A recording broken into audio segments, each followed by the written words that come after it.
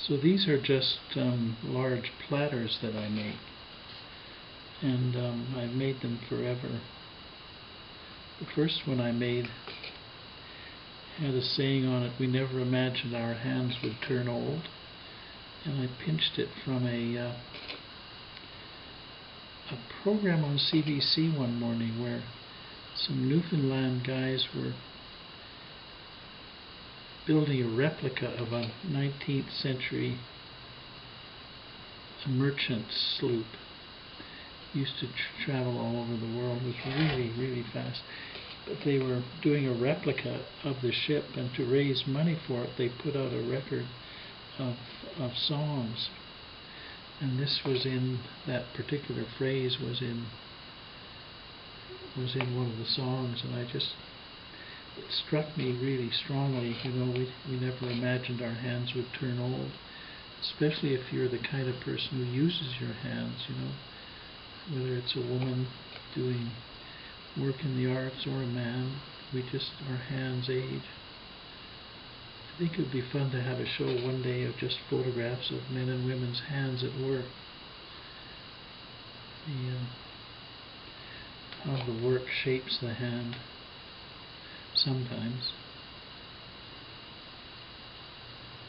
This particular one, which will be at the show, says, "Assume everything you see is real."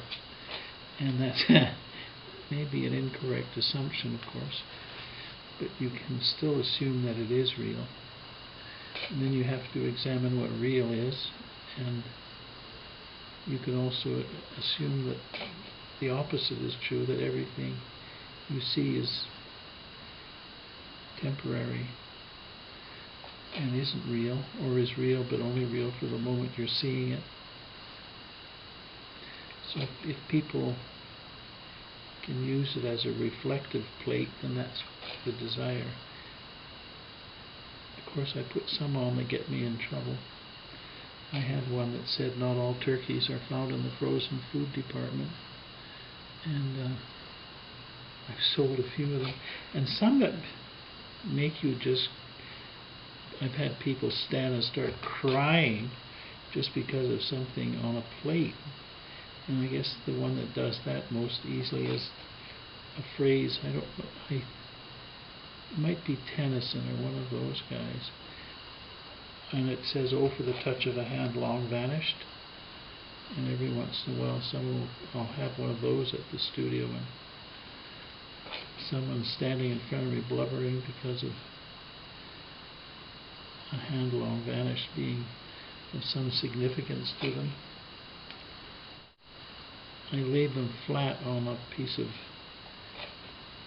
canvas or potato sacking, texture them with all these different textures, and then I lift the whole thing and drape it into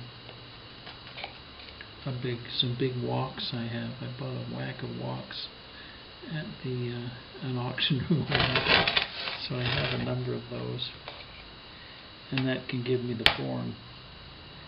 And then these I can either use for tabletop things, or I hope at Salmon Arm to have a few of them, 2 or 3, just wired to hang on the wall as wall pieces.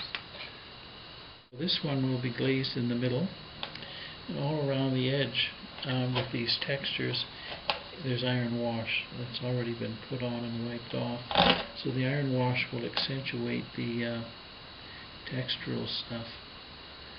And I'll have that nice contrast, but I'll just have quite a bit of raw clay in the show, which is good for gardens.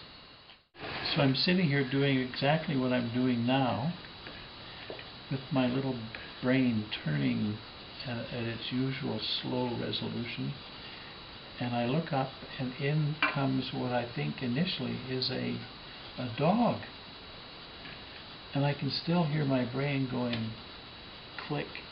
That dog is really dirty and unkempt. If people are going to have dogs, you'd think they'd have the common sense and decency just to keep their dogs in better shape. And then I heard this click of the brain turning. I said, that's got a really long snout. And then the next click was, it's a black bear. Oh, sweet Lord.